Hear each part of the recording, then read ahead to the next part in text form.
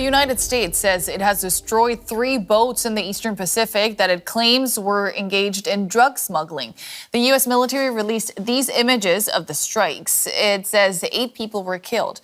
The United States has been targeting vessels allegedly transporting drugs off the coast of Venezuela and in the Eastern Pacific Ocean since the summer. Venezuelan President Nicolas Maduro accuses the U.S. of trying to overthrow him.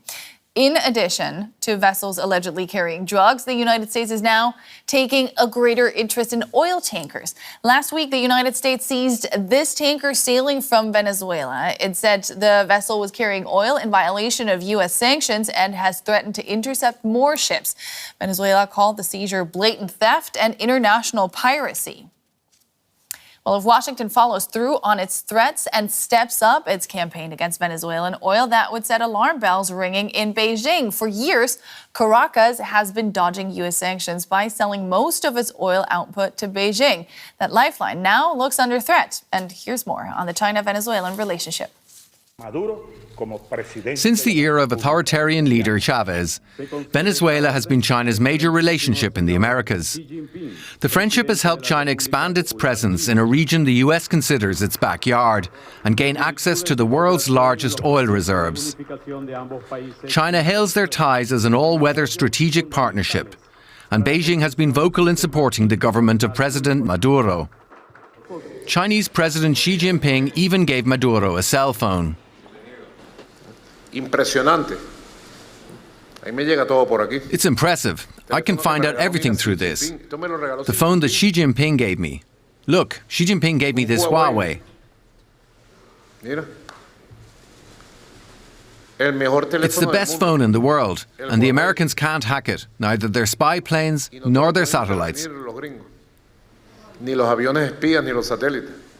But US President Donald Trump's threats of military action, its seizure of a Venezuelan oil tanker, and the obliteration of alleged Venezuelan drug boats by US drones means China's carefully developed ties to Venezuela could now be in jeopardy. China loves Venezuelan oil. In 2024, Venezuela sent 351,000 barrels per day of oil to China. Volumes increased to 463,000 barrels per day in the first 4 months of this year.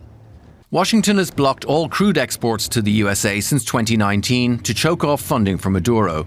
In March, the US threatened tariffs on any country importing Venezuelan oil.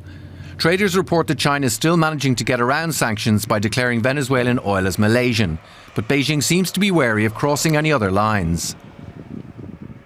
I find it highly unlikely that China would do anything of the sort of more, let's say, proactive support for Maduro, selling arms, or new investments, large investment, new loans. I don't see any of the sorts happening.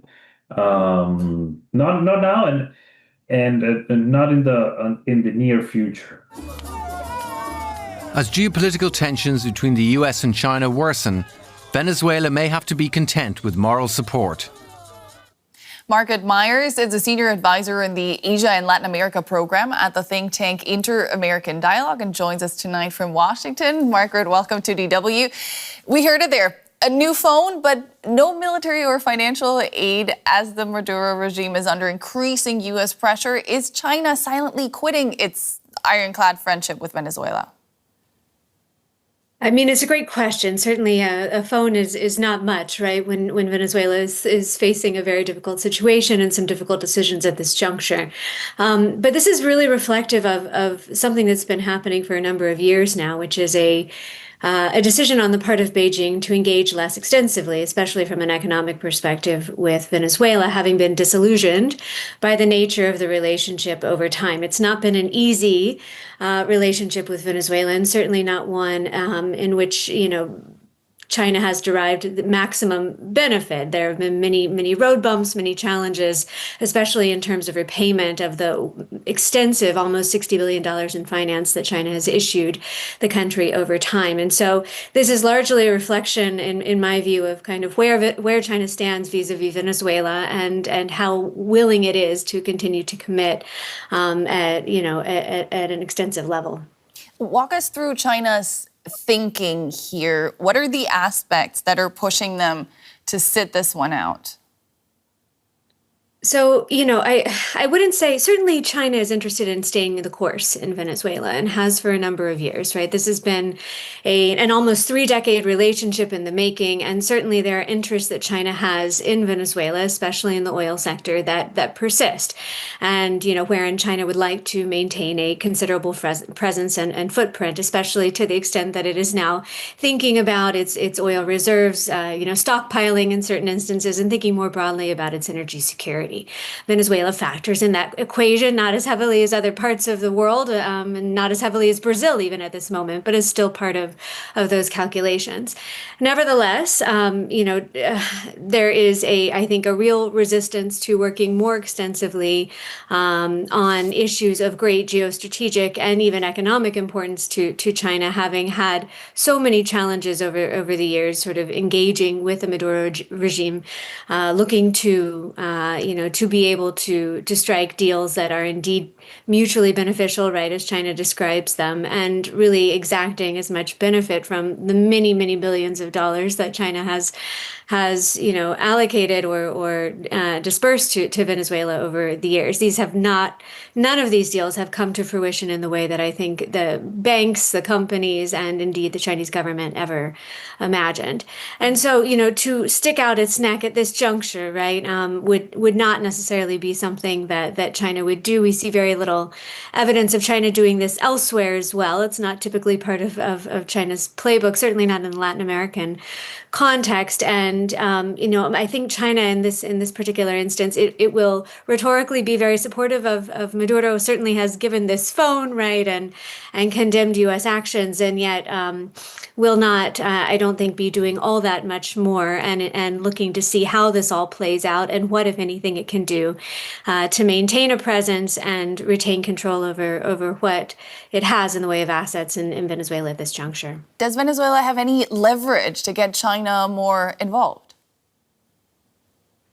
Certainly, Venezuela has tried, and there is, considerable amount of oil that Venezuela still owes to China. And so that in itself, I think, is something that those are ties that bind, right? China is continuing to look to be repaid by Venezuela, and Venezuela has sought to prioritize that to a degree, or to whatever degree possible, given low levels of productivity in Venezuela's oil sector.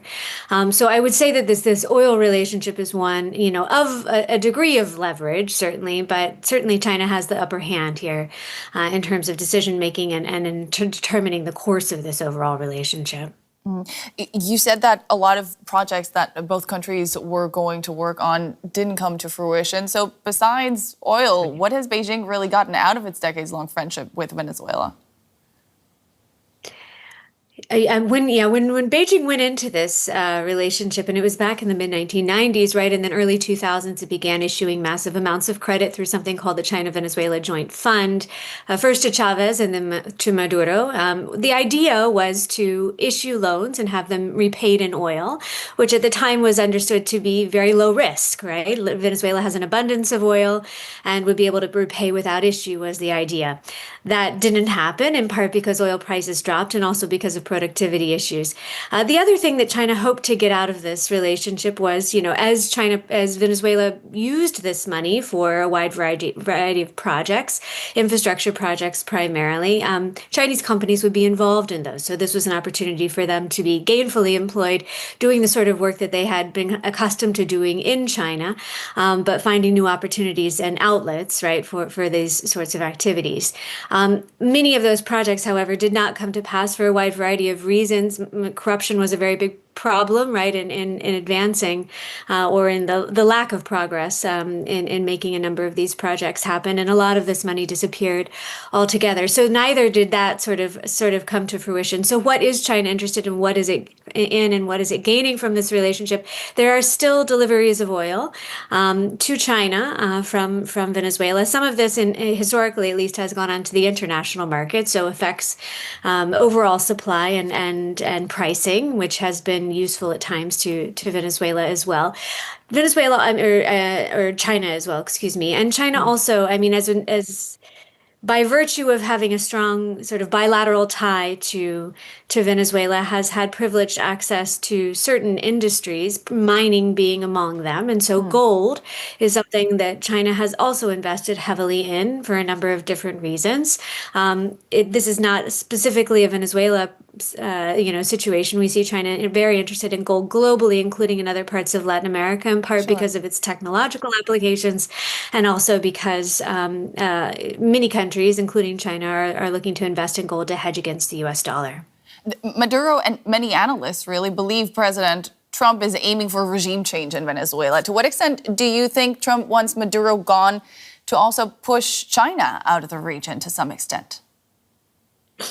My sense is that, I mean, certainly there's no love lost on Maduro in the United States. That's been made abundantly clear, and those in the administration strongly hold this position and have been looking to shift the circumstances in Venezuela from a political perspective for a very long time across administrations.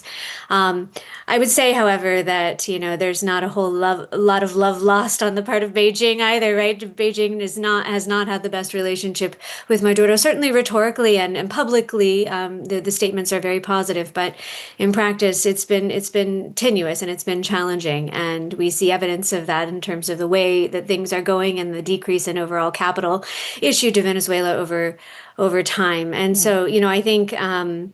I don't think in that the U.S. decision is largely based on China or is really taking China into account primarily. Certainly, that could be a secondary effect of some of the actions that are being taken, to the extent they indeed achieve what it is that the U.S. may be setting out to achieve. So far, the U.S. is looking to apply pressure to at least get force some degree of change, or to force a decision in one form or another. But again, much remains to be seen. Margaret Myers from the think tank Inter-American Dialogue. Thank you so much. Thank you so much.